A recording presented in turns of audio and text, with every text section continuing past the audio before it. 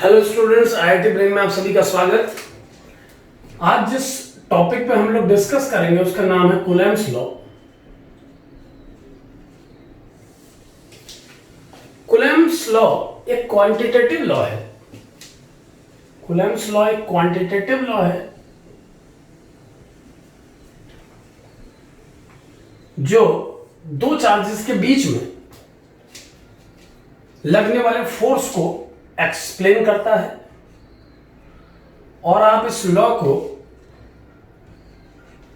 उतना ही important law मान सकते हैं जितना आपने न्यूटन्स लॉ ऑफ ग्रेविटेशन को माना जब आप ग्रेविटेशनल फोर्स स्टडी कर रहे थे। तो जो इंपॉर्टेंस ग्रेविटेशनल फोर्स की स्टडी में न्यूटन्स लॉ ऑफ ग्रेविटेशन की है, वही इंपॉर्टेंस कूलम्ब्स लॉ की इलेक्ट्रोमैग्नेटिज्म पढ़ते समय एक फंडामेंटल लॉ के रूप में। यानी इस फील्ड में इलेक्ट्रोमैग्नेटिज्म स्टडी करने के लिए जो सबसे फंडामेंटल लॉ है कूलम्ब्स लॉ, वो नियम है। तो इस लॉ को पहले एक बार समझें कि ये क्या है। ओ पॉइंट पर एक charge particle Q not placed है और किसी पॉइंट P पर एक दूसरा पार्टिकल Q प्लेस्ड है। अकॉर्डिंग टू कूलम्ब ये दोनों चार्ज पार्टिकल एक दूसरे पर फोर्स डेवलप करेंगे। वी नो इट, हमने पहले भी स्टडी किया है कि दो चार्ज पार्टिकल एक दूसरे पर फोर्स डेवलप करते हैं। अगर वो सिमिलर नेचर के चार्ज हैं तो रिपल्सन, और अपोजिट नेचर के चार्ज हैं तो अट्रैक्शन फोर्स एक्सपीरियंस कर एक दूसरे पर अट्रैक्शन फोर्स लगाते हैं।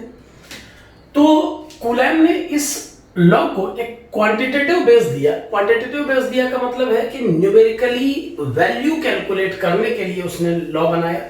उसने फोर्स के न्यूमेरिकल मैग्नीट्यूड को कैलकुलेट करने के लिए लॉ बनाया। इससे पहले इस लॉ के बिना हम ये तो बता सकते हैं कि इस चार्ज के चारों तरफ अपना एक फील्ड है और इस चार्ज के चारों तरफ भी अपना एक फील्ड है, लेकिन कूलम्ब ने एक क्वांटिटेटिव बेस दिया। उसने मैथमेटिकली इसे कैलकुलेट करने के लिए अपना नियम बनाया। तो ये चार्ज पार्टिकल Q नॉट है और ये दूसरा चार्ज पार्टिकल Q इससे r डिस्टेंस पे प्लेस्ड है। इसे बेसिक चार्ज स्टार्टिंग चार्ज मान के मैं r वेक्टर को डिफाइन कर रहा हूं Q नॉट से Q की तरफ। तो कूलम्ब के अनुसार ये Q नॉट चार्ज और ये Q चार्ज जब एक दूसरे से r डिस्टेंस पर प्लेस होते हैं तो जो फोर्स एक दूसरे पर एक्सर्ट करते हैं, क्योंकि न्यूटन्स थर्ड लॉ से हम जानते हैं हर एक्शन का एक रिएक्शन होता है, तो फोर्स दोनों एक दूसरे पर लगाएंगे। लेकिन अभी फिलहाल मैं फोर्स लिख रहा हूं जो Q नॉट ने Q पर डेवलप किया।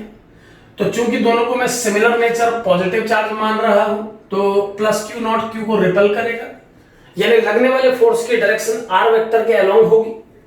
तो जो फोर्स ये चार्ज पार्टिकल इसके कारण एक्सपीरियंस करेगा उसका मैग्नीट्यूड कूलम्ब ने जो दिया अपने लॉ में, वो ये था कि इस फोर्स का मैग्नीट्यूड दोनों चार्जेस के मैग्नीट्यूड के प्रोडक्ट के प्रोपोर्शनल होगा। और दूसरा नियम कि इस फोर्स का मैग्नीट्यूड दोनों चार्जेस के फोर्स के प्रोपोर्शनल होगा, दोनों चार्जेस के प्रोडक्ट के प्रोपोर्शनल होगा। और दूसरा, इस फोर्स का मैग्नीट्यूड इनवर्सली प्रोपोर्शनल होगा इन दोनों चार्जेस के बीच की डिस्टेंस के स्क्वायर। यानी जो नेट मैग्नीट्यूड आया, अगर मैं इन दोनों लॉज को एक साथ कंबाइन करूं तो फोर्स का जो मैग्नीट्यूड है वो प्रोपोर्शनल होगा Q naught by r square के। अगर कांस्टेंट लगा के मैं इस प्रोपोर्शनलिटी को इक्वलाइजेशन में कन्वर्ट करूं तो ये बन जाएगा force magnitude is equal to 1/4 pi epsilon naught. 1/4 pi epsilon naught electrostatic constant है, समझिए। इस फील्ड में कांस्टेंट का role 1/4 pi epsilon naught play करेगा, जबकि ग्रेविटेशन में यह काम G ने किया था। इस कांस्टेंट में इस्तेमाल होने वाला epsilon not permittivity of free space कहलाता है। परमिटिविटी ऑफ फ्री स्पेस का मतलब होता है कि फ्री स्पेस या वैक्यूम कितना इलेक्ट्रिक फील्ड बियर कर सकता है, कितना इलेक्ट्रिक फील्ड परमिट कर सकता है। तो अकॉर्डिंग टू कूलम्ब फोर्स का magnitude 1/4 pi epsilon naught Q naught by r square से दिया जाता है। और चूंकि इसकी डायरेक्शन रिपल्सन है जो कि r वेक्टर के अलोंग है, तो फोर्स एक वेक्टर क्वांटिटी है, तो उसे वेक्टोरियल हम अगर प्रेजेंट करें तो ये बन जाएगा force vector is equal to 1/4 pi epsilon naught Q naught over r square r cap. r cap means unit vector in this direction। Q naught से Q को ज्वाइन कराने वाली लाइन कह लो, यूनिट वेक्टर को मैंने r कैप डिफाइन किया है।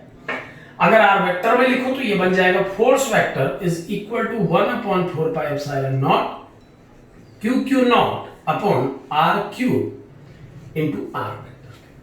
तो कूलाम के अनुसार दो चार्ज पार्टिकल Q और Q नॉट अगर एक दूसरे से r डिस्टेंस पे हैं तो जो फोर्स दोनों एक दूसरे की वजह से एक्सपीरियंस करते हैं उसका मैग्नीट्यूड दोनों चार्जेस के मैग्नीट्यूड के प्रोडक्ट के प्रोपोर्शनल और दोनों के बीच के सेपरेशन के स्क्वायर के इनवर्सली प्रोपोर्शनल होता है। दोनों लॉज कंबाइन करने पर स्टेटमेंट ये मिलेगा और फाइनली वेक्टर फॉर्म में F वेक्टर आ जाएगा 1/4 pi epsilon naught Q naught upon r³ into r vector. यहां पर ध्यान रहे ये फोर्स मैंने Q नॉट से Q पर लगने वाले फोर्स को प्रेजेंट किया है। अगर हमें Q से Q नॉट पे फोर्स कैलकुलेट करना है तो जैसा हमने डिस्कस किया मैग्नीट्यूड यही रहेगा, बस r वेक्टर जो है वो माइनस r वेक्टर से चेंज हो जाएगा। यानी ये force due to Q naught on Q है, this is force on Q due to Q naught. अगर आप लिखेंगे force on Q naught due to Q तो ये हो जाएगा 1/4 pi epsilon naught Q naught by r³, सब कुछ एक जैसा, ये r मैग्नीट्यूड है and this r vector will become minus r vector. So this is the force exerted by Q on Q not. Q not ने Q पर force लगाया ये और Q ने Q नॉट पर फोर्स लगाया ये। तो दोनों पार्टिकल एक दूसरे पर सेम मैग्नीट्यूड का फोर्स लेकिन अपोजिट डायरेक्शन में डेवलप कर रहे हैं।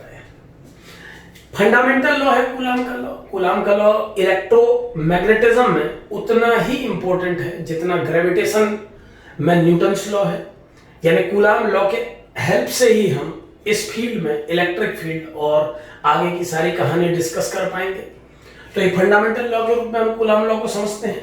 एक बहुत इंपॉर्टेंट यूजफुलनेस कूलाम लॉ की और है कि अगर हम कूलाम लॉ के मैग्नीट्यूड फॉर्म को यूज करें that F mod is 1/4 pi epsilon naught Q naught upon r², तो इस लॉ की हेल्प से हम 1 कूलाम को और ज्यादा करीब से समझ पाते हैं।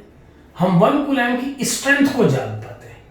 कैसे जान पाते हैं? देखिए, अगर मैं इमेजिन करूं कि Q और Q नॉट का मैग्नीट्यूड आपस में बराबर है तो Q और Q नॉट का मैग्नीट्यूड बराबर हो जाने पर और मैं मान लूं कि उनके बीच का सेपरेशन मैंने 1 यूनिट कर दिया है, that is 1 unit in m case 1 metre. तो अगर 1 मीटर सेपरेशन पे इक्वल मैग्नीट्यूड के दो चार्ज प्लेस कर दिए जाएं, मुझे नहीं पता इनका मैग्नीट्यूड कितना है, बस मैंने इनका मैग्नीट्यूड सेम रखा है। अगर सेम मैग्नीट्यूड के दो चार्ज एक दूसरे से 1 मीटर सेपरेशन पे प्लेस किए जाएं और इस कंडीशन में एक चार्ज दूसरे पर 9 into 10 to the power 9 Newton force लगाए। यहां पर ध्यान रखें, इस पूरे डिस्कशन में ये जो कांस्टेंट यूज हो रहा है 1/4 पाई एप्सिलॉन नॉट, ये 9 into 10 to the power 9 unit इसका मैग्नीट्यूड है। 1/4 पाई एप्सिलॉन नॉट का जो मैग्नीट्यूड होता है वो 9 into 10 to the power 9 newton metre square पर कूलम स्क्वायर होता है। तो 9 into 10 to the power 9 newton metre square पर कूलम स्क्वायर इस 1/4 पाई एप्सिलॉन नॉट का वैल्यू है और इसके अंदर पाए जाने वाले इस एप्सिलॉन नॉट का जो वैल्यू होता है वो होता है 8.854 into 10 to the power -12 and unit will be coulomb square पर न्यूटन मीटर स्क्वायर। तो 8.854 into 10 to the power -12 coulomb square पर newton metre square is the value of epsilon naught, which is permittivity of free space, and 1/4 pi epsilon naught value is 9 into 10 to the power 9 newton metre square पर coulomb square. तो इसकी value इतनी है, epsilon not की value इतनी है।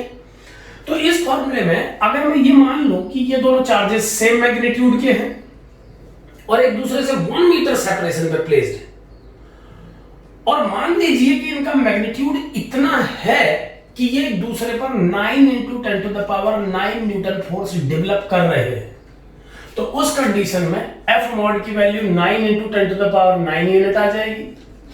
इस constant का वैल्यू ऑलरेडी इतना ही है, मैंने आपको बताया। दोनों चार्जेस को मैं सेम कर चुका हूं और दोनों के बीच के सेपरेशन को 1 मीटर मान लिया गया है या 1 मीटर दोनों के बीच के सेपरेशन को मेंटेन किया गया है। तो इस इक्वेशन को सॉल्व करने पर ये 9 इंटू 10⁹ कैंसिल हो जाएंगे और क्यू स्क्वायर की वैल्यू 1 आ जाएगी and finally Q will become 1 unit.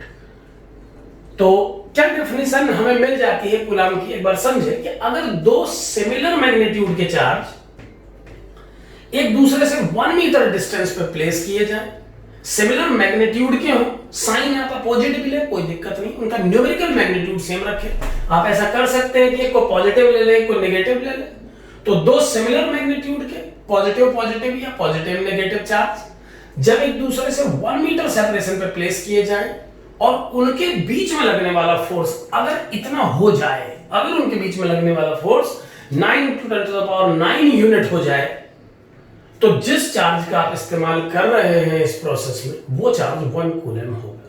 यानी 1 कूलम की स्ट्रेंथ का पता लगता है कि कितना है 1 कूलम।